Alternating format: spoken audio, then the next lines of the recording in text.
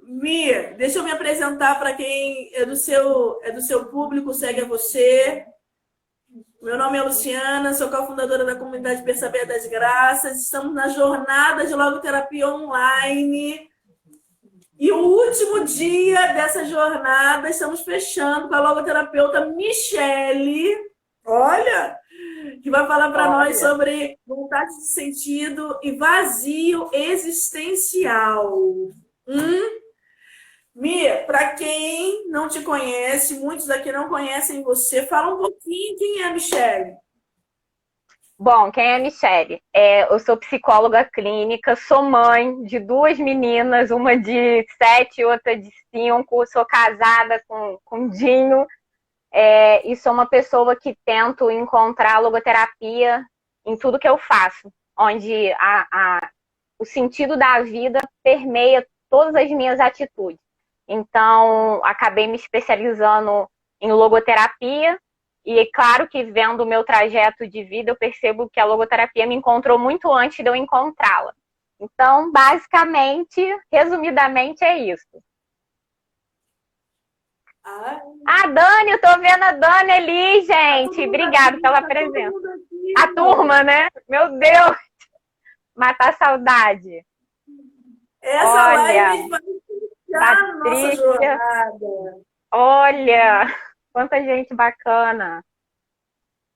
Mia, a gente fez, eu estava Oi, falando para pessoas antes de você entrar que a gente fez uma enquete nos stories sobre o vazio existencial, né? Quem já sentiu o vazio, quem ainda sente esse vazio existencial, e quase 90% das pessoas constataram e clicaram lá, resultando numa quantidade grande. Eu já senti o vazio existencial, eu sinto o vazio existencial. Então, muitas pessoas não têm noção do que é o conceito de Frankl sobre o vazio existencial, né? Então, você poderia falar um pouco, começar essa live falando um pouco para nós sobre como Frankl vê o vazio existencial? com certeza, Lu. Eu vou contextualizar isso um pouquinho. Primeiro, eu vou iniciar com uma frase que Franca utilizava muito, que é de Friedrich Nietzsche, que diz o seguinte: quem tem um para que viver, quase sempre encontra um como viver.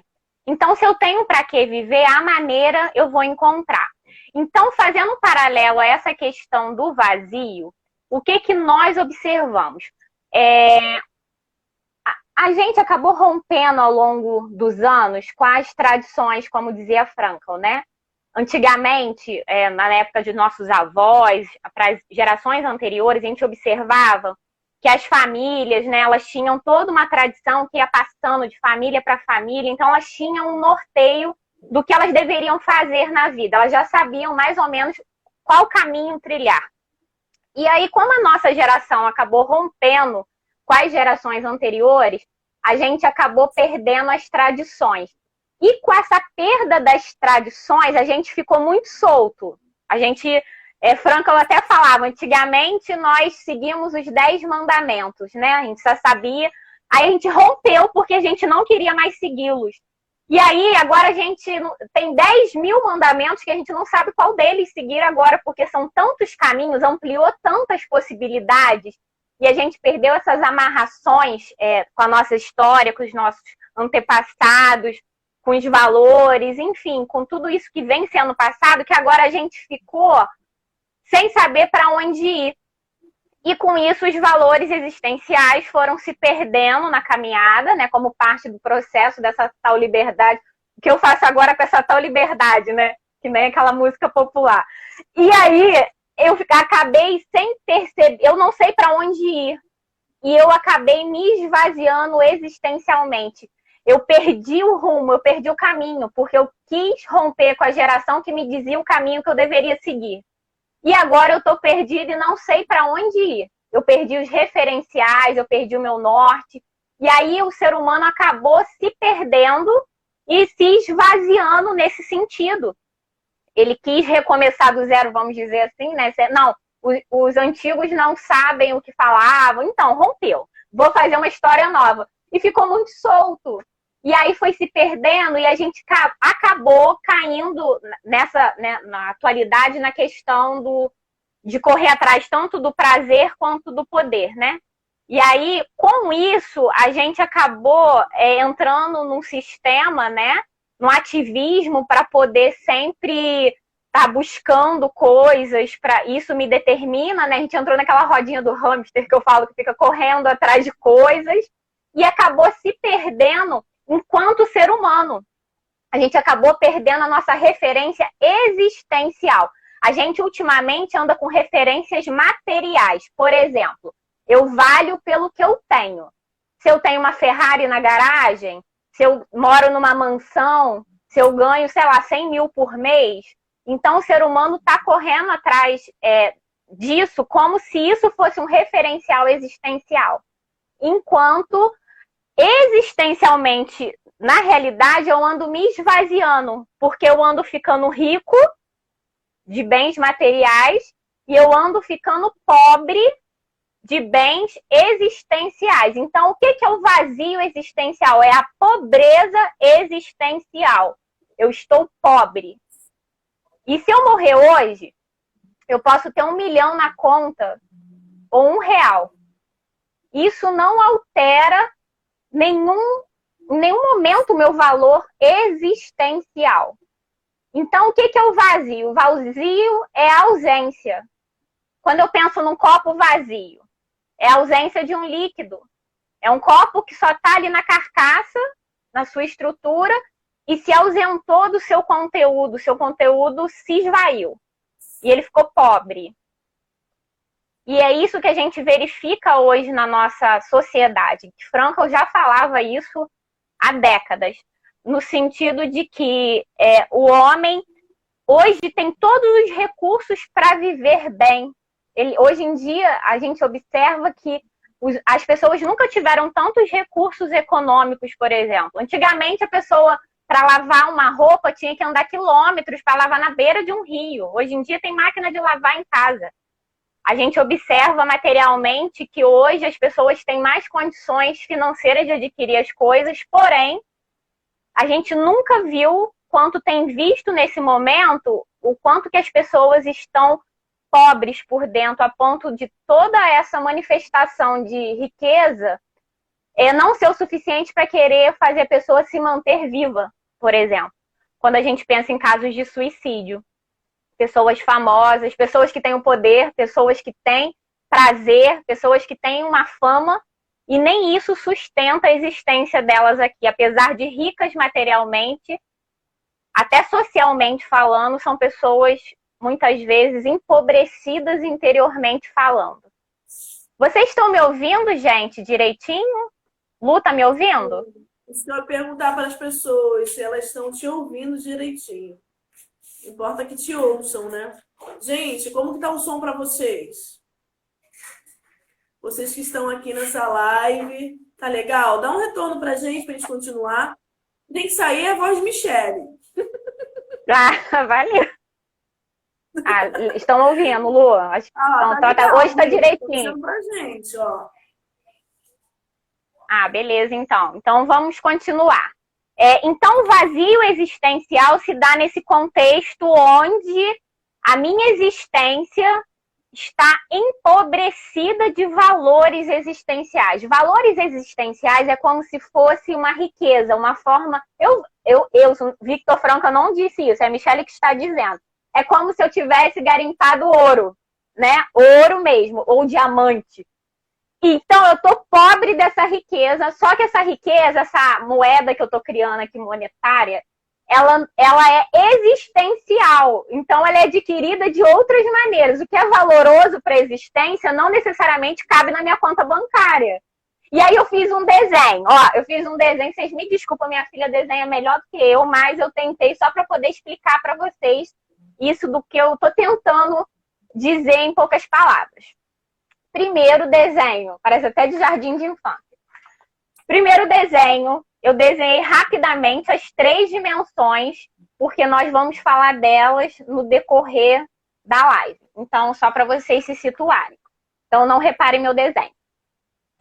Esse desenho é da dimensão do corpo, da alma e do espírito. E esse no meio que eu risquei significa a integração das 3 dimensões. O que isso significa? que nós, seres humanos, diferentemente dos animais, nós temos 3 dimensões: corpo, alma e espírito. Quando a gente fala de doença psicossomática, é uma doença que ela começa na alma e ela vai para o corpo, que é a relação dessas 2 dimensões. Só que Viktor Frankl, ele trouxe para a teoria uma terceira dimensão, que é a dimensão espiritual, do qual ele chama de dimensão noética, que é a dimensão do sentido. E isso não tem nada a ver com a questão religiosa. Isso é uma dimensão. Claro que a religião pode entrar dentro desse viés, mas ele não é estritamente religioso. E essa dimensão é uma dimensão muito interessante, tanto que eu fiz uma especialização em logoterapia por causa dessa dimensão. Vou mostrar de novo a foto, que eu criei a imagem, né? E aí, o que acontece? O corpo fica doente e a alma fica doente. Se não ficou, vai ficar em algum momento da vida. Porém, a única dimensão que não adoece é a dimensão espiritual. Corpo e alma ficam doentes. E por que eu me especializei nessa dimensão? Porque sabendo que as outras 2 vão entrar em colapso em algum momento, essa dimensão espiritual é uma dimensão que ela não adoece. É como se tivesse um poço de água dentro dessa dimensão e as outras 2 estão morrendo de sede. E aí eu acesso o poço e dou água para as outras e o equilíbrio, entre aspas, a dinâmica, a noodinâmica se estabelece, que é essa dinâmica do sentido. E essa dinâmica não tem nada a ver com homeostase, que é uma palavra que a gente ouve muito dentro da psicanálise, que é quando está tudo ali equilibrado e pleno. Não tem nada a ver com isso. Por quê? Porque dentro do ser humano existem os tensionamentos entre o que eu sou e o que eu devo ser. Então, o ser humano está sempre nessa tensão entre o que ele é e o que ele deve ser. Então, isso é algo que nos impulsiona a querer melhorar enquanto ser humano. E então, essa questão da homeostase não funciona muito na prática, porque o ser humano está sempre ali naquela questão da liberdade, da responsabilidade, né? Como que eu vou administrar minha liberdade com responsabilidade? O que a vida está me chamando agora? O que eu posso fazer, mas também o que eu devo fazer, não é só o que eu posso. Então, eu tenho que estar nessa dinâmica de tensionamento entre liberdade e responsabilidade, que nenhum dos nossos amigos da Logo trouxe nessa jornada a questão de que a liberdade e a responsabilidade são faces de uma mesma moeda, né? Não tem como eu pegar essa moeda e não trazer essas 2 faces. E então, esse tensionamento entre o que eu sou, o que eu devo ser, entre a liberdade e a responsabilidade, ela termina movimentando a gente enquanto ser humano. E isso é importante, Lu, sabe por quê? Porque nós vamos morrer a qualquer momento. Nós não temos todo o tempo do mundo, principalmente para cometer erros. E não que nós não cometamos, mas sabendo que uma hora a minha existência vai se findar, porque ela pode se findar ainda comigo jovem ou mais amadurecida, não sei a data. Eu só sei que eu tenho que usar a liberdade que eu possuo com responsabilidade. Porque eu não posso chegar no final da minha existência e dizer, por exemplo, que por culpa de Maria ou de Joana aconteceu isso comigo. Porque eu sou responsável. Tem uma frase de Sartre que eu gosto muito de citá-la, que diz assim: não importa o que fizeram comigo. Importa sim do que eu fiz do que fizeram comigo. Então, importa não é o que aconteceu, importa é o que eu fiz com o que aconteceu. A vida me deu limão, eu adoro usar esse exemplo do limão. Assim, pode falar, Lu. Tô amando, tô escrevendo todas as suas falas aqui. Ah, Muita maravilha. coisa. Eu acho que Michelle está quase fazendo uma síntese, né, minha gente, de todas as lives. Essa questão da responsabilidade perante a nossa finitude, ela tira o ser humano completamente da sua vitimação, né, Michelle? Exatamente. Eu não tenho tempo para ser vítima. Eu tenho que ser protagonista da minha existência. Eu tenho que assumir a responsabilidade. Não é negligenciar ou ficar negando que de fato coisas não me aconteceram ou que talvez de alguma maneira alguém me fez mal. Isso pode ter acontecido. Mas se a vida me deu limão, é minha responsabilidade administrar muito bem esses limões. Por exemplo, eu posso chupar e amargar, posso espirrar no olho, ou, por exemplo, fazer uma limonada, um mousse de limão. Então, o limão é o mesmo. E o limão representa o sofrimento nessa analogia. Não importa, então, se a vida me deu sofrimento. Importa, sim, o que eu faço com esse sofrimento. E aí vem a questão de você aprender a encontrar o sentido até no sofrimento. Porque o que acontece? Se eu aprender a usar o limão, ele não vai ser um problema real, entende? Eu tenho que aprender a transformar as circunstâncias ao meu redor em algo produtivo. E não necessariamente, às vezes, agradável. Ontem o Rodrigo trouxe para nós o conceito de resiliência, né? Ele até indicou um livro onde eu acho que cabe muito nesse discurso que você está tendo agora, né? O ser humano é altamente resiliente, ele é ontologicamente resiliente, né? Onde ele é capaz de lembrar. superar. Sim. Tá falando de resiliência. Acabei de achar meu elástico, que eu nem tinha pensado em utilizá-lo, para explicar esse conceito de resiliência na prática. Quando eu estico esse elástico, isso é um termo da física, e aí o que acontece? Se eu esticá-lo e ele retornar ao tamanho original, ele é um objeto resiliente. Se eu esticá-lo e ele arrebentar, ou não retornar ao tamanho original, que muitas vezes acontece com o elástico, ele não é resiliente. Então, se ele retornar, ele é resiliente. Frankl, que adora pegar, né, a psicologia também, termos da física ou de outras ciências, trouxe para dentro da psicologia esse conceito. Então, quando o ser humano é esticado e ele retorna ao tamanho original, ele fica mais forte. E a vida estica ele de novo, e aí ele retorna ao tamanho original mais forte. E a vida vai fazer isso até ele morrer. Então, assim, quanto melhor a gente entender isso e aceitar, porque a gente não tem como fugir, o sofrimento é inescapável, assim como a morte. A gente tenta correr, né, em alta velocidade, mas o sofrimento nos alcança. Não adianta a velocidade, ele vai nos alcançar. E aí, quanto melhor eu lidar com ele, o processo é mais rápido, principalmente se eu tirar uma aprendizagem dele, eu fico mais forte. Então, eu tenho que entender que até o sofrimento me faz crescer. Gente, é uma coisa simples. Até quando a gente tropeça, a gente vai mais rápido para frente. Então, na vida, até um tropeção te empurra para frente. Se a gente souber usar isso até com humor, fica mais fácil de lidar com quem nunca tropeçou. Mia, para aqueles que estão nos escutando agora, então ontem também nós falamos isso e hoje você está arrematando de forma perfeita, onde a relação que nós temos com o sofrimento precisa ser transformada, né? Em algum momento nós adquirimos uma crença que quando nós sofremos nós ficamos vulneráveis, nós ficamos fracos, né?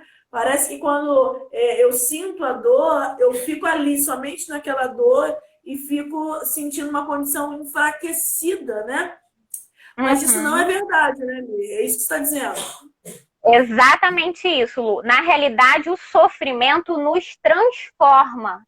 Ele é como se, de alguma maneira, ele despertasse um potencial que nós temos dentro da gente. Eu vou trazer outros exemplos. Por exemplo, quando a gente pensa no diamante, eu gosto muito de usar esse exemplo. O diamante, ele é feito de carbono, assim como a grafite da nossa lapiseira. E para ele virar diamante, ele tem que passar por uma alta pressão atmosférica e uma alta temperatura. Traduzindo, para uma grafite virar um diamante, ela tem que sofrer.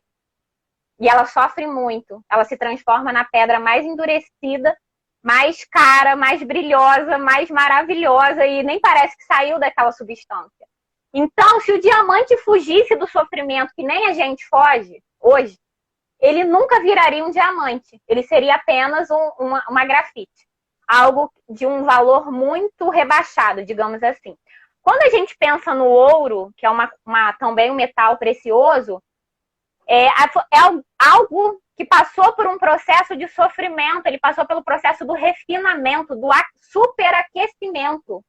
Ele derreteu, ele vira líquido, de sólido a líquido, de tanto sofrimento que ele passou. E depois que ele fica líquido, ele fica tão flexível que ele se transforma naquilo que o ourives determinar que ele se transforme, seja num brinco, seja num colar, seja num anel. Então percebe que é tão interessante esse movimento de sofrer, que ele transforma uma coisa sem valor em algo precioso. E o ser humano não é menos importante, por exemplo, que uma grafite ou que o ouro. O ser humano é muito mais importante que isso. Ainda que ele se trate como se não tivesse valor.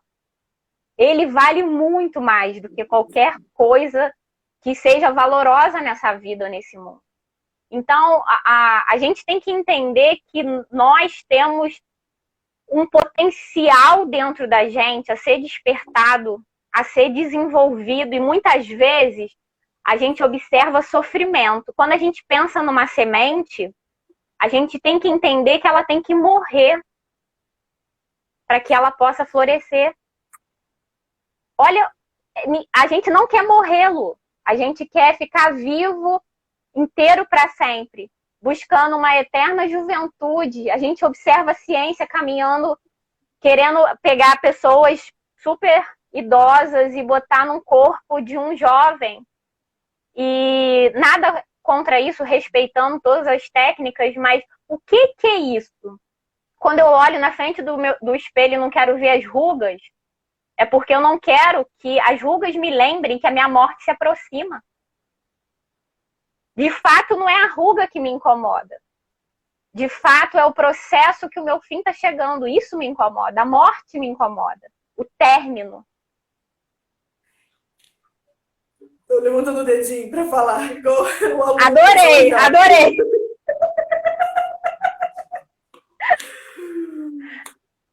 Eu acho essa explicação sensacional, porque é exatamente o que vivemos hoje, né? A gente teve uma live anterior à jornada, onde nós falamos sobre a finitude, e foi uma live sensacional, onde nós falamos sobre como assim uma geração que não consegue entender que existe a morte faz parte do processo. E quando cada vez mais eu quero me afastar dessa verdade, eu vou vivendo na negação e num mundinho de ilusão, né? E, por exemplo, a pandemia hoje é uma aproximação, é deixar na minha frente, nos meus olhos, que eu vou, em algum momento, morrer. Sim. A gente não tem nem certeza se a gente sai vivo dessa. Então, isso não é pessimismo. Isso é lidar com a realidade. E aí, é aquela questão, o que eu faço até a minha morte? E aí eu fiz outro desenho, parece do jardim de infância, vocês me perdoem, mas olha o desenho que eu tentei fazer para tentar explicar um pouco desse processo em rápidas palavras e rápidos desenhos. Eu tentei desenhar um celeiro, onde Frankl utiliza muito essa analogia do celeiro como se fosse um depósito. No nosso tempo atual é como se fosse um banco, né? Um banco que reserva os nossos valores monetários. Então, esse seria o celeiro que eu tentei desenhar. E aí, o meu celeiro ficou da seguinte maneira. Aqui, onde está meu dedo, isso aqui é uma linha do tempo, e aqui seria o momento do meu nascimento. Vocês estão enxergando? Tá enxergando, Lu? Tô, peraí, sobe mais. Ótimo. Ficou bom? Ok. Ficou. Então, aqui seria, olha, o meu nascimento. Aqui seria onde eu estou me dando mais ou menos a metade da minha vida, como se eu já vivi a metade, vou morrer nesse mesmo tempo. E aqui essa cruzinha seria a minha morte. Aqui seria o meu passado, que é do meu nascimento até o dia de hoje. E aqui seria o presente e futuro, que se dá do dia de hoje até a minha morte. Essas estrelas azuis representam as coisas que eu realizei nessa vida, que são os valores existenciais que eu depositei no meu banco existencial, vamos dizer assim. E as estrelas que eu fiz em rosa seriam os valores existenciais que eu ainda não depositei, porém, eu ainda tenho tempo para depositar, para que quando essa pessoa sair daqui e chegar no final da vida dela, ela possa olhar para trás e ver se o celeiro dela está cheio ou vazio. O que seria o vazio existencial? Seria a pobreza desse banco aqui que eu desenhei. E o que seria uma vida rica de sentido? É uma vida que tem esses valores depositados na sua existência. Só que tem uma questão. Quando eu aproveito uma oportunidade, eu vou explicar lá mais para frente, de um valor existencial, e eu consigo utilizar, ele vem para o meu passado, que significa uma realização que eu fiz e isso é eterno. Quando eu perco por algum motivo, ele vem para o nada. Olha só, eu desenhei o nada. Nada é nada. É perdido. Então, vamos entender um pouco melhor esse desenho. Daqui a pouco eu mostro de novo. Significa o seguinte. Todos nós, desde que nós nascemos até morrer, a gente nasce com uma conta bancária. Vamos dizer assim, existencialmente falando. É como se fosse um banco onde a gente deposita o nosso dinheiro. Frankl chamava de celeiro.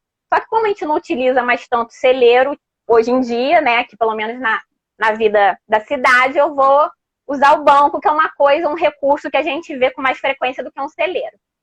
E aí, o que acontece? Tudo aquilo, Lu, que eu fiz, fica fixado na eternidade do meu passado. Então, o passado é o nosso banco mais seguro. Por quê? Ninguém pode roubar o que eu fiz. Ninguém. O que eu fiz ficou eternizado no meu passado, ficou cravado no meu passado. E aí eu falei muito de valores, né? Caminho do sentido, valores, mas agora eu quero falar um pouquinho dos valores mesmo, que são essas moedas desse banco que eu desenhei com estrelinha. Isso aqui são as coisas valiosas que tem nesse banco. E aí eu quero falar um pouquinho do caminho do sentido. Primeiro a gente começou com vazio existencial, né, Lu? Agora eu quero falar como que a gente enche o banco, né? Não adianta só falar que a poupança está pobre. A gente tem que ir também, de forma prática, explicar como que a gente enriquece existencialmente falando. E segundo a logoterapia, a gente acaba conseguindo isso através do caminho dos valores existenciais. Vamos dividi-los. Frankl subdivide eles mais ou menos em 3 categorias, que são os valores de vivência. O que seriam os valores de vivência? É eu conseguir extrair do meu dia a dia, não precisa ser só quando eu vou para Disney, no dia a dia mesmo. Na pandemia ainda é possível. Coisas valorosas. Por exemplo, eu contemplar as estrelas, contemplar a beleza do sol, contemplar a natureza, ainda que seja da minha janela. Mas essa contemplação, eu poder ver pássaros voando, agora então, não sei aí no Rio, mas aqui tem aparecido umas espécies de pássaros diferentes que a gente não via antes. Eu acho que a gente se trancou, eles se soltaram nesse sentido. Então a gente anda contemplando alguns animais que antes a gente não via. Não é que não existia, a gente não via. E aí, o valor de vivência, eu consegui extrair uma contemplação de coisas que já estão prontas, Lu. Não são coisas que eu compro. E o amor é uma delas. Eu recebo isso, entre aspas, gratuitamente. É um valor de vivência. Eu recebo o amor de alguém. Eu recebo uma boa imagem da natureza. É algo que a vida me dá. E eu recebo, sabe? Eu acho isso precioso. Por exemplo, pela manhã ver o nascer do sol ou contemplar a beleza de uma flor. Enfim, isso eu recebo, isso eu não compro no mercado, entende? Não que eu não compre a flor, mas a beleza dela é algo que a natureza me oferece. E isso é o valor de vivência. E toda vez que eu vivo esses valores, que eu recebo o amor de alguém, isso vai sendo depositado no banco. E aí, Frankl também fala do valor de atitude. por exemplo, o que é o valor de atitude em rápidas palavras?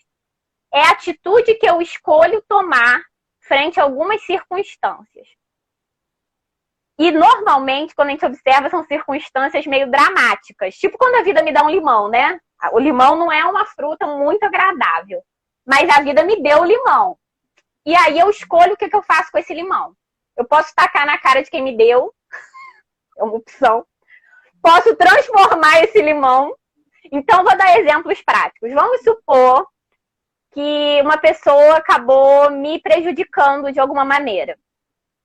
E eu acabei ficando muito triste, muito magoado com essa pessoa e tal, porque ela poderia ter agido de outra maneira, mas enfim, ela acabou... Decepção clássica. Decepção. Decepcionada, às vezes eu fui traída por um amigo, enfim. Aquela coisa que amarga a gente, né? Um limão. Ela deu um limão pra gente. E aí, num belo dia, essa pessoa precisa da minha ajuda. Eu tenho duas opções básicas. Ou eu ajudo, ou eu não ajudo. Criei duas possibilidades rápidas aqui de resolução. Se eu não ajudo, por exemplo, eu estou devolvendo o limão que ela me deu. Se eu, por exemplo, pego e escolho ajudar essa pessoa, eu transformo o limão que ela deu. Eu posso dar uma limonada para refrescar ela ainda. Boto açúcar, boto água e falo, eu não vou fazer igual você fez comigo. E isso é um valor de atitude. Eu escolho. Não é uma resposta pronta, entende? Não é um instinto, bateu, levou. Entre o que eu recebo e o que eu entrego, tem um tempo. Nesse tempo, eu escolho como que eu respondo. E aí, a minha atitude pode ser valorosa ou desvalorosa. A minha resposta é da Michelle. É a liberdade, segundo Frankl, né? Exatamente, é a liberdade. Eu posso escolher como eu me posiciono, como que eu dou essa resposta.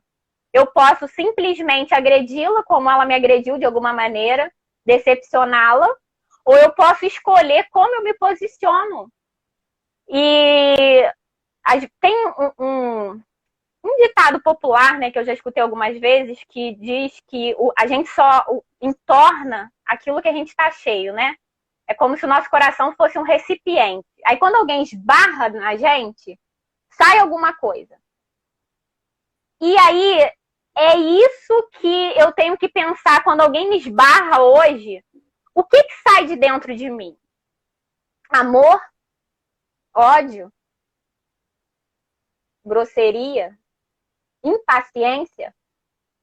E aí que mora o meu valor de atitude. É que resposta eu dou. Porque de acordo com a resposta que eu dou, a gente acha que quem está sendo beneficiado é quem recebe. Mas na realidade o beneficiado é a gente, porque entra para o nosso banco. Esse é um chavão, Mi. Essa é uma chave de virada. Que se a gente conseguir entender, né, colocar essa crença dentro da nossa cabecinha, nossa, por que a gente ainda pensa que quando nós fazemos algo ao outro, quando nós orientamos a nossa ação para o bem, por que nós achamos que é para o outro? Talvez nós não entendemos ainda que nós temos uma dimensão noética, uma dimensão existencial ao qual ela só é preenchida, né, de sentido quando eu faço o movimento da autotranscendência acontecer. É exatamente isso que você está dizendo, né? Eu escolho. Totalmente a minha ação saindo de mim mesma no movimento egóico, saindo do movimento de egoísmo, de pensar somente na minha versão das coisas, pensar somente naquilo que me machucou, mas agora optar em orientar aquilo para o bem, e aí então eu devolvo ao outro, entendendo que eu estou agora me colocando naquele lugar de ser humano de dignidade, né? Ao qual o Frank fala com tanta excelência, né? A dignidade de pessoa. Sim, e esse poder de transformação. A gente não precisa devolver o limão assim como alguém nos deu. A gente transforma. E um dos elementos mais importantes para essa receita de transformação é o elemento amor. O amor, ele é algo poderoso. A receita pode até estar desandando quando tu bota o elemento amor, o resultado final é alterado. É incrível. E às vezes a pessoa vem, às vezes até no sentido de agredir a gente, e quando a gente se posiciona com atitude de amor, principalmente, a gente termina dando tapa sem mão, que fala, né? Então, é no sentido de que a gente exala o que o nosso coração está cheio e a gente dá possibilidade para que a pessoa também desperte o melhor potencial que tem dela. Porque muitas vezes ela ofereceu o que ela tinha. Entende? Às vezes as pessoas, por conta das questões da vida, vão amargando mesmo. E aí, se ela só tem aquele limão azedo para oferecer, é isso que ela oferece.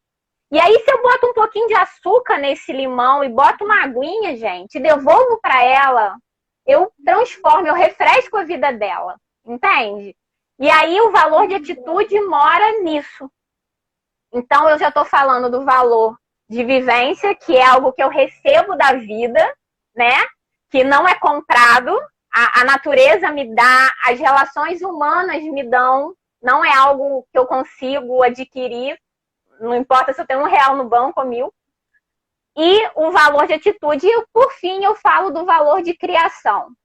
O valor de criação é minha entrega no mundo. É eu desenvolver o meu talento, o meu dom, aquilo que eu possuo, que eu tenho, e eu dou para o mundo. Já que o mundo me deu tantas coisas, eu também preciso me dar para o mundo. E eu posso fazer isso através dos meus talentos, posso fazer através do meu trabalho, né? O valor de criação está principalmente nessa questão do trabalho, independente de ser remunerado ou não. É a minha entrega para o mundo. E aí, Nossa. quando eu me entrego, eu fico mais rico. Nesse celeiro eu fico mais rico. E lembrando que o tempo não para. O tempo está correndo. E esse dia aqui, eu não sei que dia que é. Vale? Mir, quando eu vejo um limão, a vida me dá um limão, mas eu decido não fazer uma limonada. Eu decido não ver isso como uma possibilidade de crescimento. Eu decido pagar o mal com o mal, por exemplo. Isso vai construindo o que se chama de vazio existencial? Exatamente. Por quê? Olha isso. Lembra do nada? Quando eu perco uma possibilidade de realizar sentido e eu não realizo, eu jogo no nada. Eu vou dar um exemplo mais simples para explicar, porque isso é bem consistente. Eu estou resumindo muito, mas para facilitar. Vamos supor que a pessoa me pediu ajuda, essa pessoa que eu criei de exemplo. Ela me fez mal, aí eu tive a oportunidade de ajudá-la, não quis ajudá-la, essa pessoa morreu. Sim. Aí, essa oportunidade que eu tinha de realizar sentido e encher o meu celeiro, eu joguei no nada e eu nunca mais vou recuperar essa. Eu vou ter outras. Até o dia da minha morte eu vou ter outras, mas essa eu perdi. Então, tem coisas que a gente não tem tempo para perder. Acho que essa é a grande mensagem. A gente não está aqui de brincadeira. A gente tem que ter um propósito, uma missão. E quando a gente tem um farol, um norte, e a tempestade vem, às vezes nos distrai, nos desespera, eu sei para onde eu tenho que ir. Entende? Eu não tenho tempo para perder, para ficar olhando para a direita, para a esquerda e perdendo tempo. Eu não tenho. Eu tenho que chegar no local e a tempestade vai me alcançar, porque quando eu penso que eu me lanço no mar, a tempestade faz parte do mar. Não tem como eu fugir dela, não tem como eu entrar, botar o barco dentro de uma bolha e navegar. Não é assim que funciona. Mas se eu sei para onde que eu tenho que ir, eu não gasto tempo batendo boca, eu não gasto tempo esfaqueando as pessoas, eu não gasto o tempo da minha vida matando pessoas com a minha boca muitas vezes, porque eu sei que a minha missão de vida não é essa. E é entender que eu tenho que me lançar, eu tenho que me entregar a essa missão. E uma delas, lembrando que o sentido de cada pessoa é único, o propósito de cada pessoa é único, assim como a digital é única, eu tenho que entender que o amor, na dúvida, ame, sabe? Quando você não souber o que vou fazer, como se posicionar, ame. Pensa. E aí, como que a gente ama? A gente pensa assim, se eu estivesse no lugar dessa pessoa, como que eu gostaria de ser tratada? Porque Essa é a a regra gente de ouro, pode... né? É regra de ouro. Eu posso até não gostar de todo mundo, mas eu tenho que amar a todo mundo. É diferente. Porque quando eu falo de gostar, eu estou falando da dimensão almática. Eu tenho que ter simpatia. Mas quando eu falo em amor, eu falo da dimensão noética espiritual. É uma dimensão que transcende, ela vai por cima, ela vai além. Independente da pessoa ser agradável, porque muitas vezes não é, eu tenho que ir além. Eu tenho que transcender essa coisa que me desagrada e perceber que atrás disso tudo, dessa casca amarga, dessa postura, às vezes, muito difícil de gostar, tem uma pessoa que ela merece ser amada. Pode falar. Mia, você falou uma coisa importante que a gente vê muito no tempo de hoje. Talvez as pessoas que estão nos assistindo agora também estão com essa inquietação. A gente está num tempo em que talvez o sentimento ganhou um emblema muito forte, né? Então, se eu não gosto, se eu estou sentindo alguma coisa, uma raiva, um medo, eu paro ali e eu não consigo transpor aquele sentimento e aquela emoção, né? Talvez algumas pessoas estão em casa, estão sentindo dores na alma, pode ser, talvez físicas, enfim, mas talvez estão perguntando, mas está doendo. Aquela palavra doeu, né? Você não sabe o que está acontecendo comigo, né? Existe essa questão. Mas o nosso tempo é muito marcado com esse subjetivismo. É isso, Mi? As emoções ganharam muita egocentrismo relevância. também. E esse egocentrismo me faz querer ser o centro. E quando a gente fala de sentido, muito pertinente a sua colocação, Lu, porque o sentido ele não está dentro da gente, ele está fora. O sentido acontece, repare isso, quando eu me abro para fora, para o mundo. O sentido está no mundo. E aí, trazendo essa questão, por exemplo, uma pessoa me feriu, eu estou completamente magoada. Isso é real, acolho isso de fato aconteceu, mas a questão é, o que eu faço com isso? Por exemplo, eu posso amargar, eu posso ficar rancorosa, ressentida, que é sentir de novo e de novo e de novo. Ou eu posso perdoá-la. Perdoar a pessoa não torna ela correta, mas me torna livre. E como que talvez eu consiga perdoar a pessoa? Tentando olhar pela perspectiva dela. Às vezes ela fez aquilo sem intenção, ou às vezes fez com intenção. Mas se ela fez, ainda que com intenção, é porque possivelmente ela estava tão adoecida que ela me pagou com mal. E ela entornou o que tinha dentro da alma dela. E não foi agradável, foi bem ácido. Mas eu não preciso engolir esse ácido. Eu não preciso engolir esse veneno. Veneno só faz mal se a gente engolir, minha gente. Oh, meu Deus! Olha, Mia, a questão que tem muitas perguntas chegando para mim aqui, para gente agora aqui, muitas pessoas. Tem uma Lu, vai ter que explicar essa live aí, olha, como é que a gente faz? Tá Vamos acabando, lá. né, Mia? Quanto tempo? Gente. Peraí, vamos perguntar para os nossos que estão com a gente se eles voltam. Que a gente prolonga para as perguntas. Eu ainda tenho umas colocações para fazer. Quanto tempo que tem aí que eu não consigo? Ah, não, eu que vejo, foi eu que te chamei.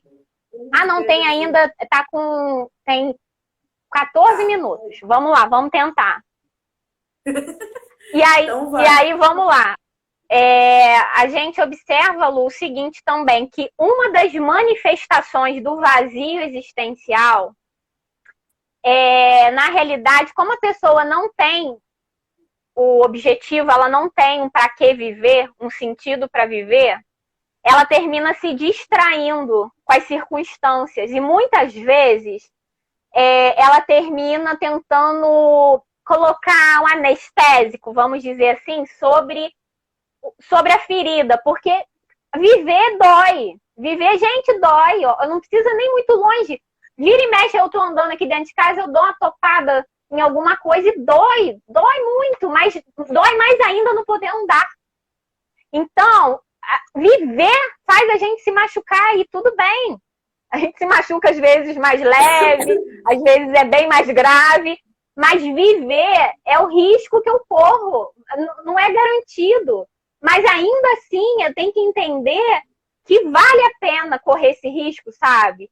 Só que tem pessoas que não têm um para que viver, e é nessa que elas se perdem. E eu quero falar um pouquinho da manifestação do vazio existencial. Porque isso é algo muito real, principalmente na nossa época. Então, a gente observa que uma das formas que as pessoas têm tentado anestesiar o sofrimento, porque ele faz parte da vida, tá, gente? Quero deixar isso muito claro. O sofrimento em si, ele faz parte da vida. Não é uma coisa que a gente pode apertar um botão e não, eu não vou mais sofrer. Isso não existe nessa vida aqui. Então, ou eu aprendo a lidar com ele, ou ele vai me sufocar existencialmente falando. É igual repetir de série. Se eu aprendo a matéria, né, e passo, eu troco de série. Se eu não aprendo, eu fico de recuperação e reprovo, eu vou ficar naquela quarta série ali 10 anos. Então, o que acontece? Eu só troco de etapa depois que eu passo naquela etapa difícil. E repare, a série posterior é sempre pior, tá, gente? A vida não fica mais fácil, não. Esse negócio, depois melhora, não. Melhora se eu aprender a nadar. Entende? Porque é igual um caixote na praia, Lu. Não sei se tu já tomou caixote na praia. Eu torço para não encontrar paciente na praia, porque eu sempre passo vergonha tomando caixote. Porque faz parte. Tu ir na praia e não tomar um caixote, não foi na praia, entendeu? Tu não nadou direito. Então, e ainda assim é um risco que a gente corre, a gente vai lá e quando tu acha que tu tá levantando, vem outra onda, te derruba e daqui a pouco vem mais duas e não para. Entende? Isso é uma coisa que não para. Tu pode ir na praia hoje, a gente não tá podendo ir, mas quando puder, não para. As ondas não param. Ou você aprende a lidar com isso, ou tu vai morrer afogada. Então, é entender que o sofrimento faz parte. E isso já aceita que dói menos nesse sentido, né? Sofrimento faz parte da existência e ponto. Todo mundo sofre. A diferença é que uns aprenderam a sofrer e outros não. Então, falando um pouco dessa possibilidade de anestesia, pode falar. Não, esse jargão que você trouxe é bem pertinente do aceita que dói menos, porque a negação, ela traz um sofrimento desnecessário, né? Tem muita gente sofrendo além do que deveria, não é, Mir?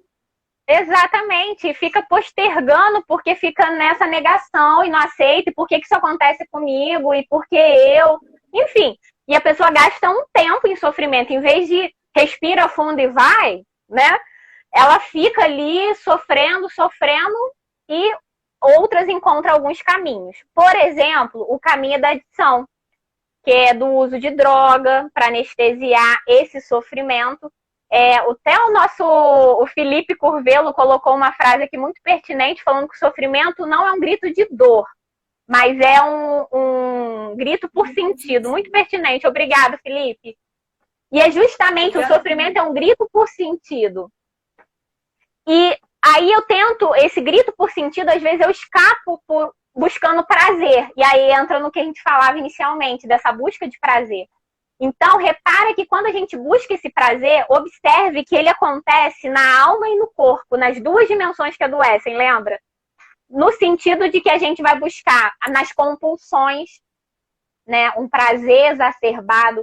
Por exemplo, na compulsão por drogas, na compulsão por jogos. Agora a gente está tendo dependente tecnológico, né? Que na realidade a gente observava antes o tratamento de dependentes químicos, agora é o dependente tecnológico, pessoas que ficam viciadas em tecnologias, né, principalmente vinculadas à internet, que precisam de tratamento, que nem um dependente químico, uso de medicação, tratamento psiquiátrico, psicoterápico, o tratamento é muito parecido. Então, a gente observa que as pessoas, elas têm uma tendência a se viciar em coisas que dão prazer para elas. A jogatina, por exemplo, né? A gente observa também pessoas que são viciadas em alimento, não é só droga. Pessoas que são viciadas em compras exageradas, de coisas que de fato elas não precisam, mas elas compram para ter prazer. Então a gente observa que essa busca exacerbada pelo prazer, de alguma maneira, independente de qual caminho ele tomou, de fato nos apresenta esse vazio existencial, né? É a pessoa que está distraída, que ela meio que já não tá mirando num foco e ela tá ali parada, que nem quando a gente tá à toa no shopping, já viu? Aí entra numa loja, aí entra em outra. Quando a gente entra num shopping, por exemplo, vamos pensar naquele shopping que eu tenho que ir para uma aula que fica dentro de um shopping. Não sei se você no Rio tem muitos shoppings que tem escritórios e salas de aula. Aí eu tenho horário e é uma aula importantíssima, então eu vou passar correndo perto das lojas e não vou parar em nenhuma porque eu tenho horário, eu tenho que chegar para aquela aula que ela é importante para mim. Mas vamos supor que eu chego no shopping e eu não tô tão afim assim de ir para aquela aula, aí eu entro numa loja, eu vou na praça de alimentação e quando eu vejo acabou o horário da aula. Então eu de fato não tinha um sentido para estar naquela aula. Eu acabei me distraindo com as coisas exteriores. E aí, como que a gente tem se distraído hoje, Lu?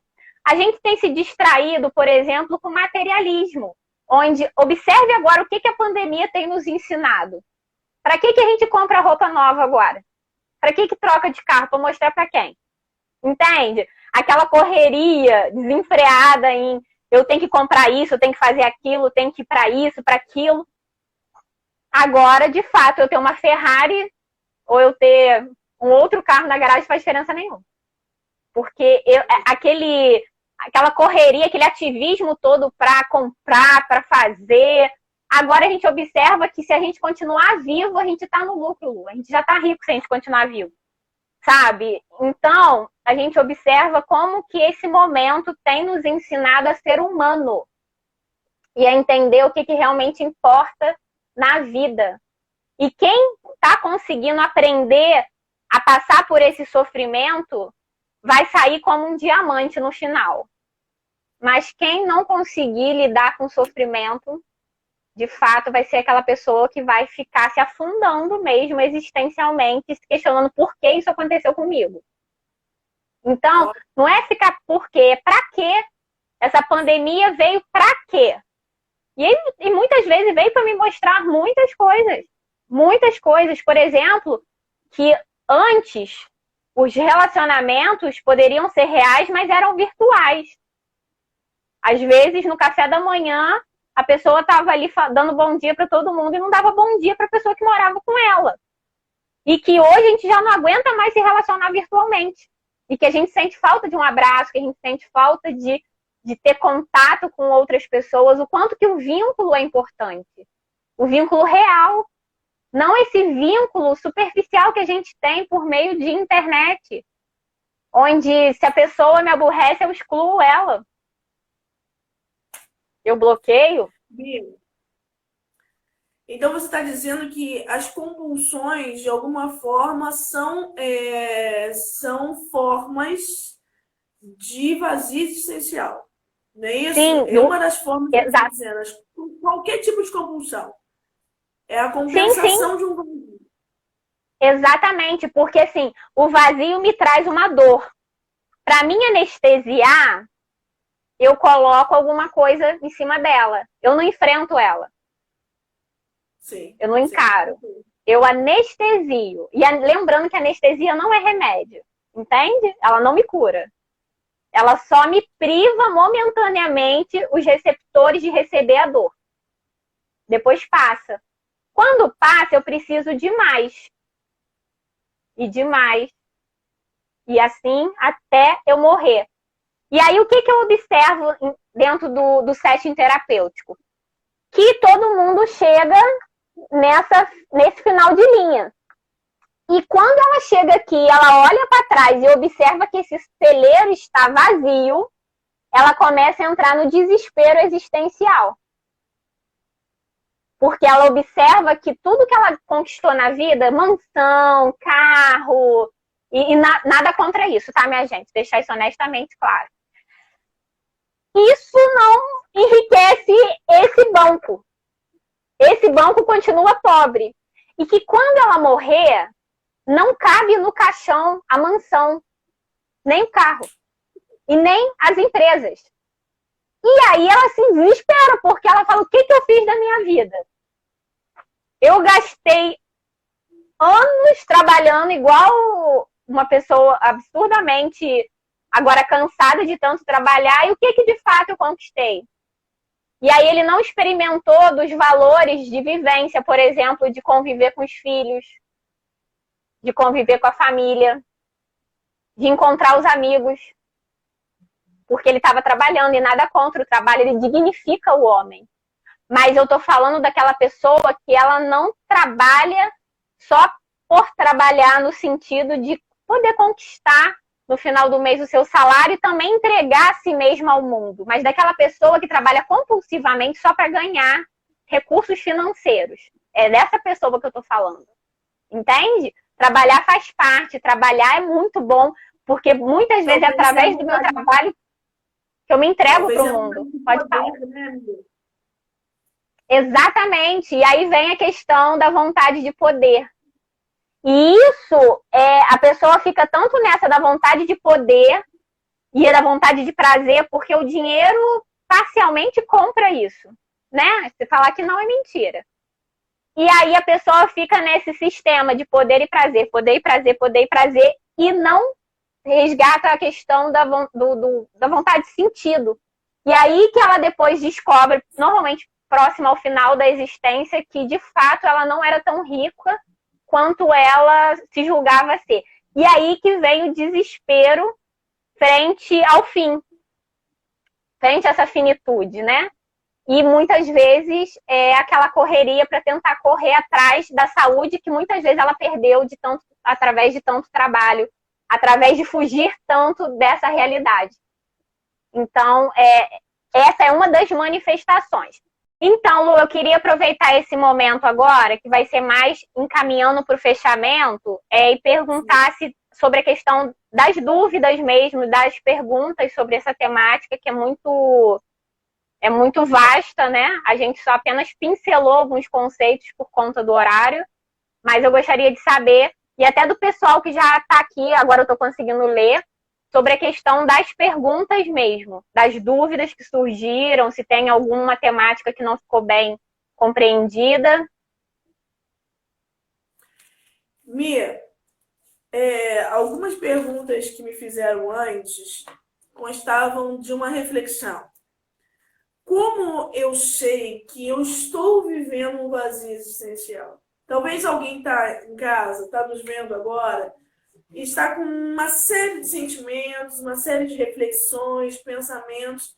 E ela está vendo a gente falar e talvez ela quer identificar. Eu estou vivendo ou não estou vivendo um vazio existencial? Como identificar isso na atual situação, talvez, que eu estou vivendo? Tá, essa pergunta parece simples, mas ela é intensa, muito vasta, muitos livros para respondê-la, mas vou tentar fazer de maneira mais simples. A gente observa que quem não tem um motivo para viver termina se esvaziando. Porque, deixa eu tentar agora rapidamente relembrar os conceitos que eu apliquei. Uma pessoa que termina acessando essa dimensão, que é a dimensão espiritual, ela termina sendo dignamente humana no aspecto de ela termina encontrando um sentido até no sofrimento. Também ela encontra sentido nas coisas belas da vida. Então, o que acontece? Tentando responder de forma simples a sua pergunta. Quando eu pego uma pessoa, por exemplo, que ela está trabalhando apenas no corpo e na alma, é como se eu pegasse um celular que está longe do carregador. Ele vai funcionar bem por um tempo. mas vai chegar um momento que ele começa a esgotar a bateria. E aí ele vai ficando mais desanimado, sem motivação, ele já não vê uma perspectiva de futuro, ele já começa a entrar num modo de rotineiro, tipo robotismo, que ele começa a fazer as coisas mais por hábito do que por, de fato, ter um sentido para fazer aquilo. Independente do que seja, ele já começa a entrar nesse modo automático, onde ele é como se ele tivesse distraído. Ele já não enxerga riquezas no dia a dia. E aí, por mais que a pessoa seja ativa, por exemplo, uma pessoa que trabalha muito, tem pessoas que trabalham 16 horas por dia, ou mais. Tem pessoas que emendam, por exemplo, pessoas que trabalham por plantão, às vezes saem de um emprego, já emendam em outro.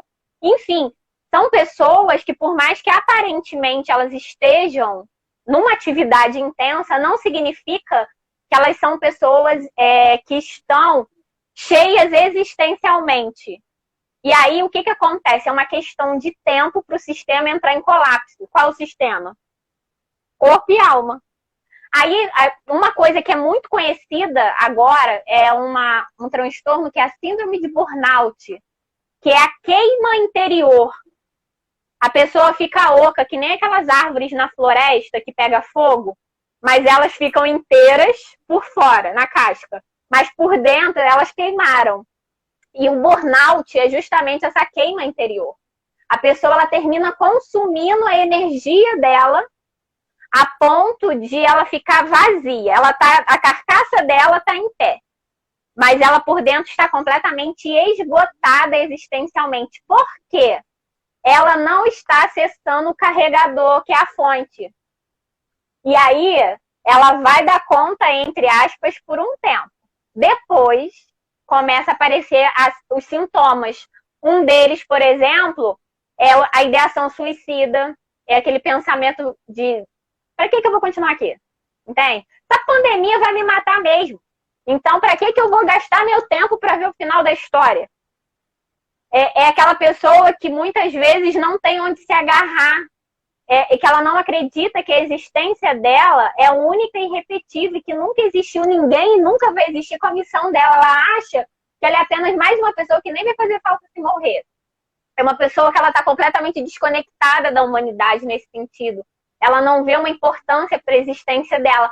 Por isso que muitas vezes ela termina queimando essa existência de maneira irresponsável. Porque, de fato, se ela morre ou não faz tanta diferença assim. Ela não vê um propósito para a existência dela, ela não vê uma importância para a existência dela.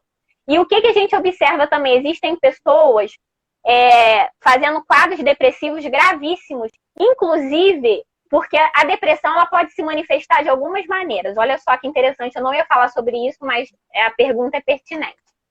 A gente tem a depressão do corpo, que é no cérebro, que é depressão endógena.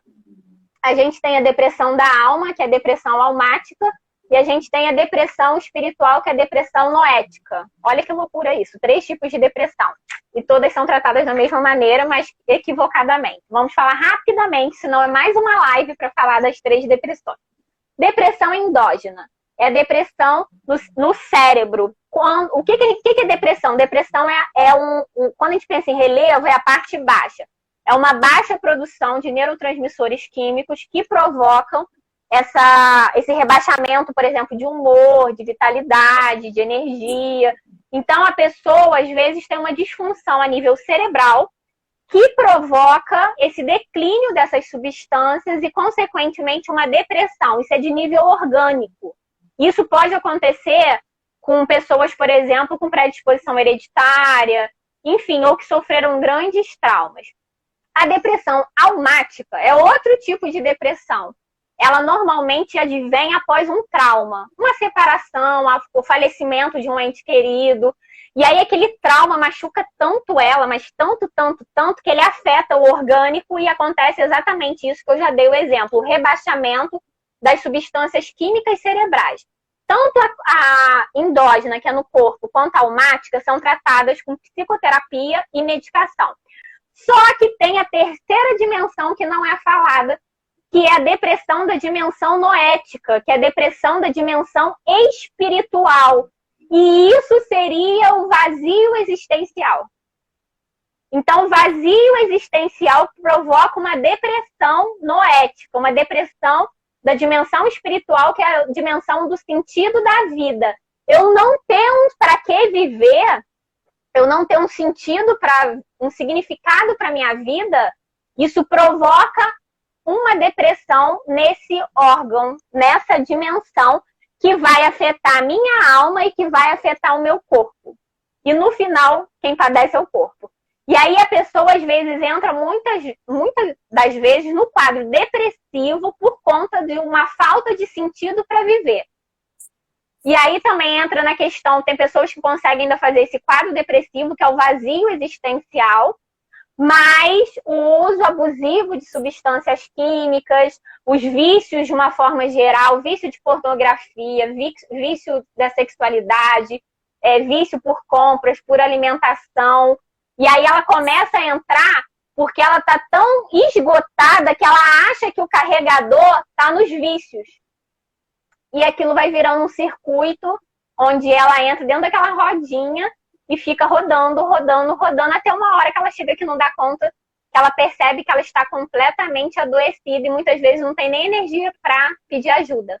Então, a depressão da dimensão espiritual, ela termina atingindo as outras duas dimensões, que é o corpo e a alma. E como que a gente trabalha a dimensão espiritual? Ajudando a pessoa a encontrar um sentido para viver. Lembrando que o sentido não é criado pelo terapeuta e nem pela pessoa, tá? O sentido já existe no mundo, a gente só ajuda ela a abrir os olhos para encontrá-lo. Porque muitas vezes, aproveitando o meu desenho, jardim de infância, a pessoa tá aqui, é como se tivesse uma nuvem na frente dela, atrapalhando ela a enxergar as possibilidades de sentido da vida dela. Ela acha que a vida dela não tem mais para que viver. Então, ela termina... Não é que o sentido não exista, ele existe. Mas é que ela acha que não existe, porque ela não o enxerga. Porque ela está completamente adoecida, por exemplo, num quadro depressivo. Pode falar, Lu. Bia, seria exatamente a consciência, né? Que é o nosso órgão de sentido. É a consciência que ainda não está afinada nem aguçada para perceber tais valores. É isso, Mi? Talvez esse tratamento, esse caminho. Teve uma pessoa que perguntou para a gente, assim, ela botou assim, é muito difícil encontrar esse sentido. Como preencher o vazio existencial, né? Sim. Eu penso que um caminho, né, Mi, me traz o que você pensa, mas um dos caminhos é abrir a consciência, aguçar a consciência para essas possibilidades, né? Quais as possibilidades Exatamente. que eu tenho hoje? A vida está pulsando, né? A vida está acontecendo. O que a vida já está me trazendo e que eu não consigo enxergar ainda como uma possibilidade, mas eu enxergo como um obstáculo. Pode ser um caminho, né, amiga?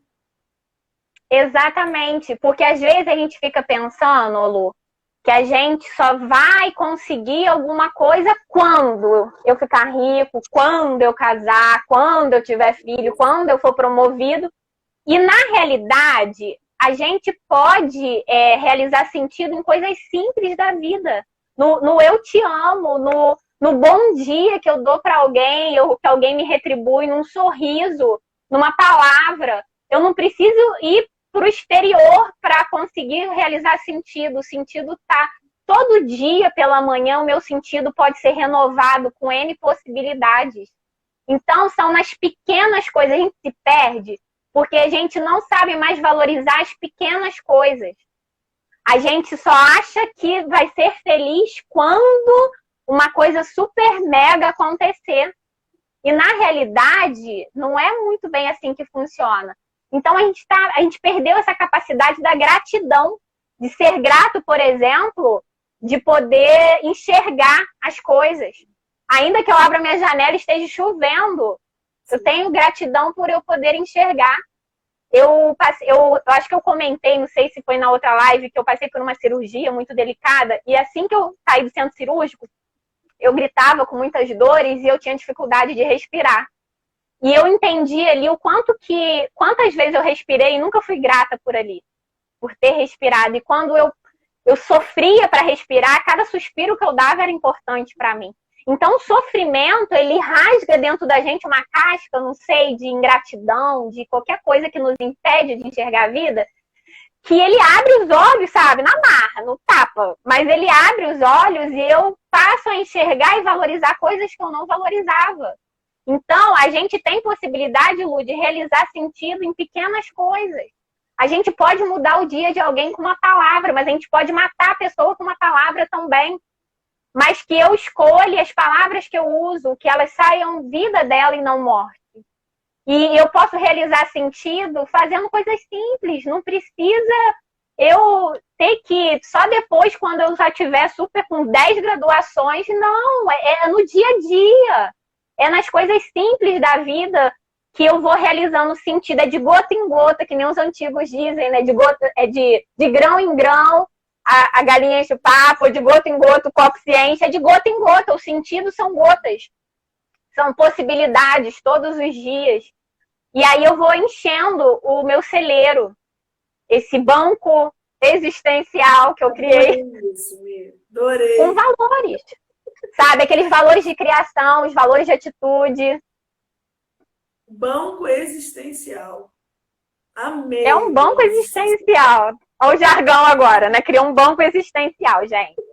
E é isso, Lu, é entender que ser humano é a gente ser mais do que aquele ser condicionado, sabe? Aquele ação e reação. A gente tem um tempo ali que a gente decide que reação que a gente vai ter.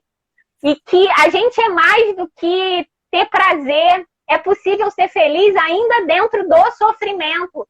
Frankl mesmo dizia sobre isso, sofrimento e felicidade podem andar juntos, sabe? É possível. Quantas vezes a gente observa pessoas sofrendo e ao mesmo tempo sendo gratas e eu fico, gente, como que pode essa pessoa ser grata? A vida dela tá uma desgraça e ela tá vendo graça em alguma coisa. Mas somente o ser humano é capaz de transcender o sofrimento, de ir para além dele e poder encontrar um sentido ainda que no meio da tempestade. É só o ser humano que tem essa capacidade. E às vezes a gente tenta se igualar a seres que não são humanos. Por exemplo, quando a gente quer arrancar o sofrimento. É que nem as estações do ano. Se a gente arranca uma das estações, desequilibra a equação das estações. A vida não acontece. Mas a nossa sociedade colocou para fora o choro, o sofrimento, isso é sinônimo de fracasso. Time is money, nós não temos tempo para perder, sabe? A gente tem que estar nessa correria sempre para adquirir, para ter coisas, e a gente esquece de ser humano, onde eu tenho que entrar em contato com as minhas emoções, que são reais, com a tristeza, com a raiva, isso tudo faz parte das estações interiores do ser humano. Só que o ser humano quer jogar fora. Não, raiva não, tristeza nem pensar. Isso é coisa para os fracassados. E aí é nessa que eles perdem a oportunidade de crescer enquanto ser humano. Eles escolhem as pessoas que eles querem amar, só as bonitinhas. Se ela me desagradar, eu corto a possibilidade de amor. E aí, o que o ser humano tem feito? Eu criei uma teoria agora, Lu, essa teoria é minha mesmo. Ele pega, olha que esperto o ser humano é. Eu não quero me magoar. Aí eu crio um muro na dimensão almática e me escondo atrás do muro para mim não me magoar. É um muro, uma fortaleza que me poupa do sofrimento. Só que eu crio uma fortaleza e eu fico com um poço do lado de fora. Aí eu morro de sede dentro dela. Olha que esperto não amar as pessoas, né? Quando eu escolho me aprisionar para não sofrer, eu assino a minha sentença de morte. Uau! E eu morro aos poucos. Então, na realidade, amar é correr o risco de sofrer, mas também eu correr o risco de ser curado. a mesma pessoa, talvez, que te faça sofrer, também ela tem a cura.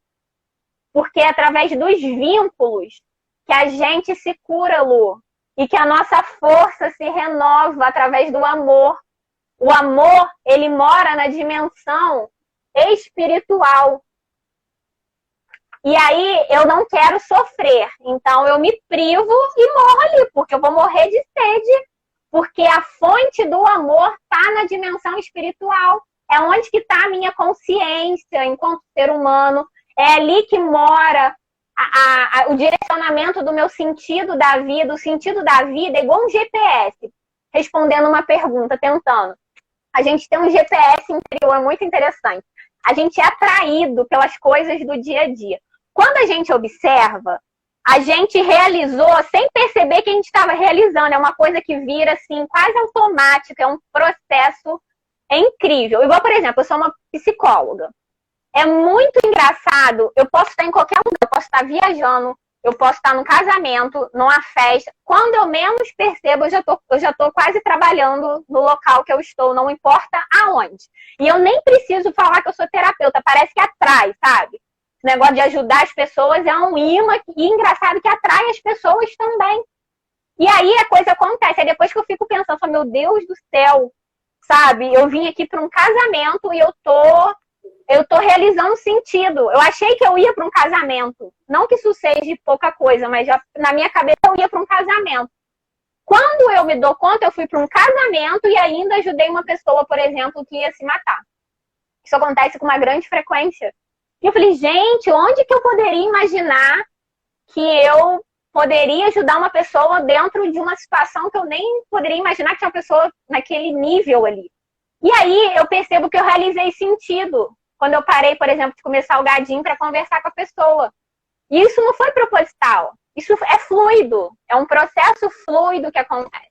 Então, um pequeno exemplo para facilitar toda essa teoria para vocês. O caminho do sentido é uma entrega. E essa entrega ela é baseada no caminho do amor. Então, a gente tem que aprender a amar as pessoas. Ainda que elas não mereçam ser amadas. Aparentemente, todos de fato merecem, mas quando a gente observa as atitudes, tem pessoas que elas afastam a gente. Mas essas que mais difíceis de amar são as que mais precisam de amor. E elas têm esse comportamento justamente porque elas estão feridas. Pessoas feridas, elas ferem. E essas pessoas não precisam ser ainda mais rejeitadas. Elas precisam ser amadas. E quando eu dou o amor, Lu, incrivelmente, pensa num cano, num canal. Quando o amor passa dentro de mim e vai até você, eu me encharco com esse amor. Então a beneficiada também sou eu. E aí, o meu celeiro, ele vai se enchendo. E de fato, quando eu morrer, isso cabe no meu caixão. E eu fico morando dentro do coração de alguém. Olha que legal. O amor eterniza, gente. A gente tenta se eternizar de outras maneiras. Mas o amor, ele faz a gente morar dentro do coração de alguém. É uma semente que a gente lança. E ao mesmo tempo que a gente ajuda a pessoa a ser curada, a gente se cura também, porque a mesma água que hidrata ela me hidrata também. Então, o sentido está no caminho do amor. Eu estou falando de uma maneira mais simples para ser prático, entende? E lembrando, Lu, que amar não é ficar dizendo eu te amo, não. Só isso não. Isso é pouco. Amar, atitude de amor, às vezes, é puxar a orelha. Você está vendo a pessoa caminhando para o buraco. Às vezes, a atitude de amor é confrontar essa pessoa, falar, é isso mesmo que você quer? Você quer terminar dessa maneira? Você não acredita que você pode fazer melhor que isso?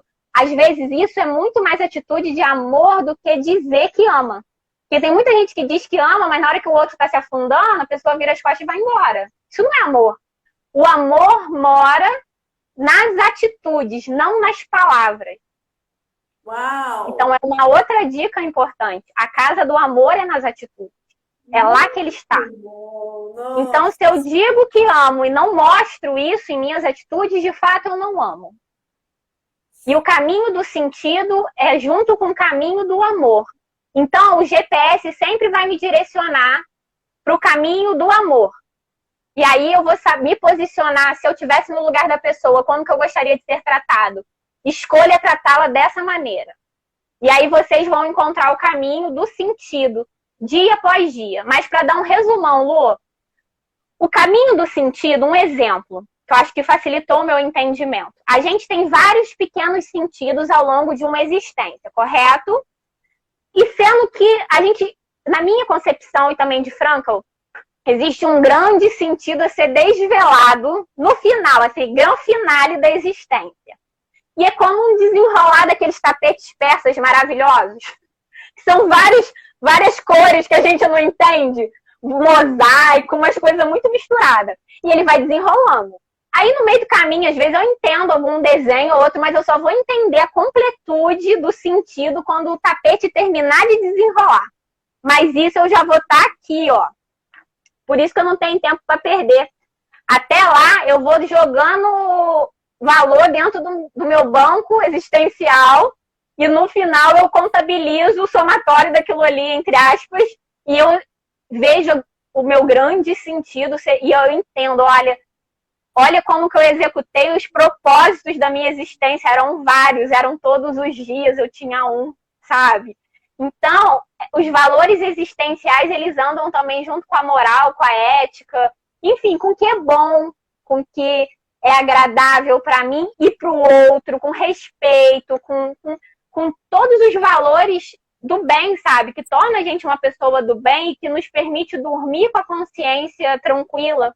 A gente pode ter um bom relacionamento com o travesseiro. Então, o caminho do sentido é o caminho dos valores existenciais. E se a gente pensar, o axioma desses valores é o amor. Os outros valores são os galhos. Entende? É o amor, é a base de tudo. Então, de uma forma muito simples, eu tentei dar um norte, porque realmente é muito complexa essa teoria sobre o caminho do sentido. Espero ter conseguido responder. Ô, minha amiga, foi espetacular! Vocês estão gostando, gente? Vocês gostaram? Não tem como dizer. Fechou com chave de ouro, Mi. Muito obrigada. Fechei. Ai, que bom. Mi, você tem uma dica de algum livro por aí? Lu, tu sabe que eu tenho problemas com livros, né? Tu me conhece muito bem. Sabe que, né, quase que, né? Mas tenho. Eu tentei. Foi difícil para mim selecionar, porque tudo, tipo assim, né? Um apego que eu tenho. Mas eu vou tentar ser sucinta nos livros. Eu apenas selecionei 3, tá? Para não dificultar muito. Apenas 3 foi difícil, né? Mas eu acho que é muito pertinente a essa temática. Um deles é A Vontade de Sentido, do Viktor Frankl. Ah, esse aí mesmo, Lu. Adorei. Esse livro aqui é riquíssimo. Riquíssimo, vale a pena tê-lo. Tá? Vontade de Sentido. O outro livro do Frankl também, que é Um Sentido para a Vida. Nossa, Psicoterapia e Humanismo. Ótimo. Maravilhoso. Vale a pena adquirir. E esse livro aqui eu apenas recomendo para quem já tem uma base da logoterapia, que ele é um pouco mais denso. É A Ética do Sentido da Vida. Ele é do Ivo Sturdas, que foi até um dos nossos professores, mas ele já tem uma linguagem mais densa.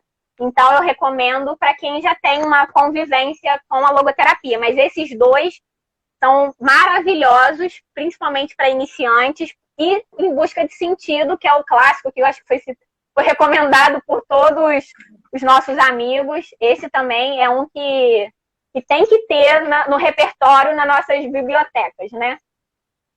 Então, essa é a minha dica de livro para vocês, gente. Tem muitas outras. Depois, se vocês quiserem, pode mandar no direct, que eu também envio. É uma louca por livros. Eu vou a Lu sabe, né? Pode dedurar, né? Lá na Argentina, maior vergonha, né? Lá no Ateneu, numa livraria, gente, de vários andares. Parecia até que aquelas crianças loucas. Mas enfim, faz parte, né? Tu também não é muito normal com o livro, não, Lu. Tu também, mas só que eu sou bem piorzinha, né? Então, são muito. A gente se entende, né, Lu? Mi, se Frank estivesse vivendo nesse tempo, nessa geração, o que Frank falaria para nós? O que Franco falaria? Eu vou utilizar as frases dele mesmo, que eu acho que eu não diria melhor. Pai, eu também te amo. Meu pai tá aqui. Parabéns, mil. Pai, te amo. Também amo muito meu pai. Um exemplo de amor para mim. Minha irmã também. Amo vocês. Amo muita gente. Tô amando muito. Mas a frase que eu diria é a seguinte. Quando a situação for boa, desfrute-a. Quando a situação for ruim, transforme-a. Quando a situação não puder ser transformada, então transforme a si mesmo. E aí, concluo com a frase inicial de quem tem um para que viver, vai encontrar um como viver. Eu tiro o como. A pessoa, de fato, vai conseguir. Então, quem tem um para que viver, vai conseguir encontrar a maneira de viver. Então, quando a gente não puder mudar a situação, a gente aprende a transformar a si mesmo para se reinventar e lidar com essa situação. E é isso aí. Nossa. Que carinho, que carinho. Que carinho com essa live, que carinho com a jornada de logoterapia.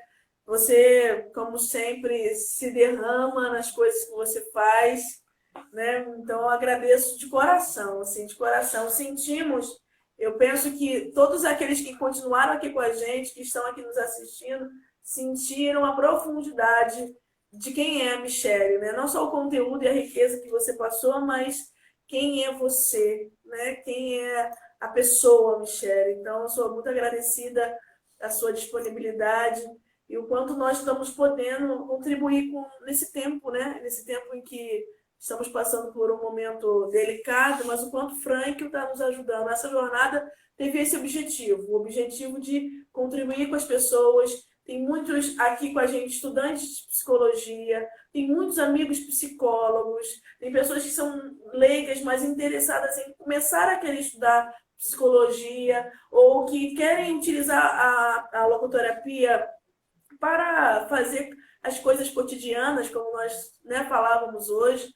Então, é uma alegria tê-la aqui. Quero te parabenizar pela sua pessoa, pelo seu derramamento aqui nessa live. Agradecer agora, já que hoje é o último dia, agradecer a todos os nossos amigos, que são amigos porque nos formamos juntos na especialização, né?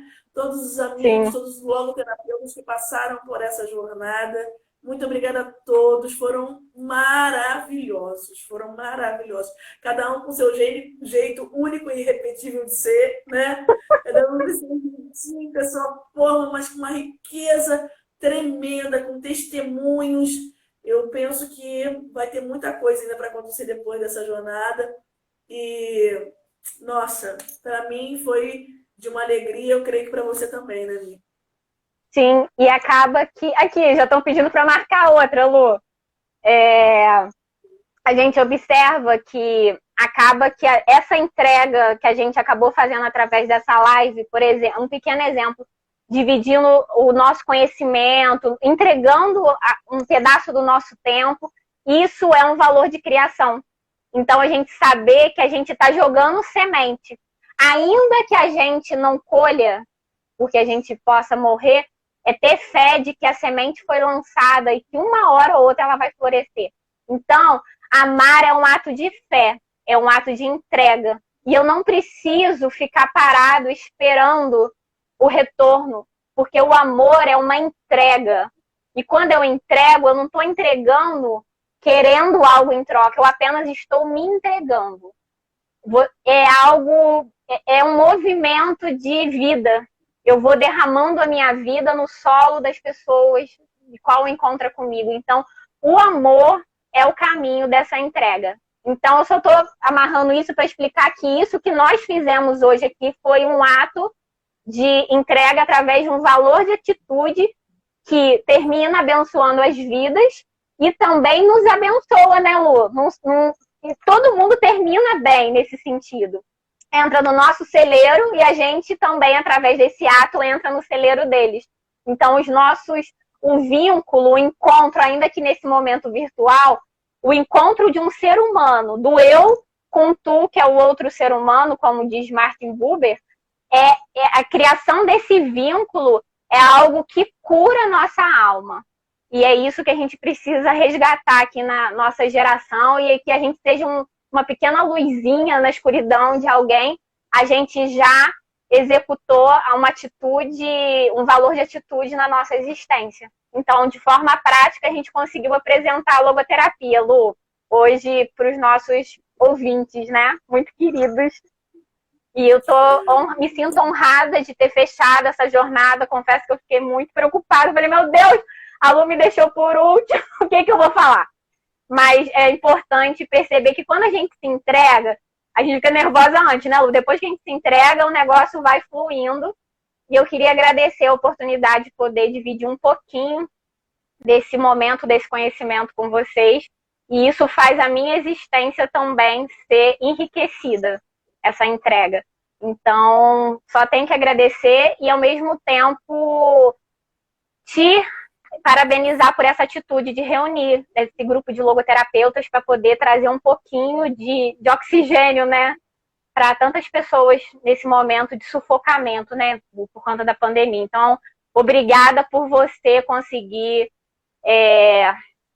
nos amarrar quase a força, né, para conseguir realizar esse encontro existencial riquíssimo, riquíssimo. A repercussão foi maravilhosa e isso fez tudo valer a pena. Então, muito obrigada por essa oportunidade de poder ajudar as pessoas. Ah, isso é de Deus, você sabe, né? Não vem de mim, não. Com certeza. Inicia tudo em nós, a gente só fala assim, sim e vamos, né? E vamos, né? Se quem quiser te achar, aonde te acha, quais são as suas redes, o que você faz? Você quer deixar alguma coisa aqui antes de terminar? Então, eu atendo no consultório, mas nesse momento não estou atendendo por conta da pandemia, estou fazendo apenas atendimentos online. Quem quiser fazer contato comigo pode fazer pelo direct do Instagram, e quem quiser fazer contato pelo Facebook, o meu mesmo nome do Instagram e do Facebook, pode fazer contato por lá. Às vezes eu demoro um pouquinho para responder, mas na medida do possível eu vou respondendo. Se alguém tiver alguma dúvida também, eu puder retirar, pode fazer contato por aqui. E é isso. Minha amiga, um grande abraço na sua alma. Te amo Para muito. você também. Também te amo, amor. Um beijo, viu?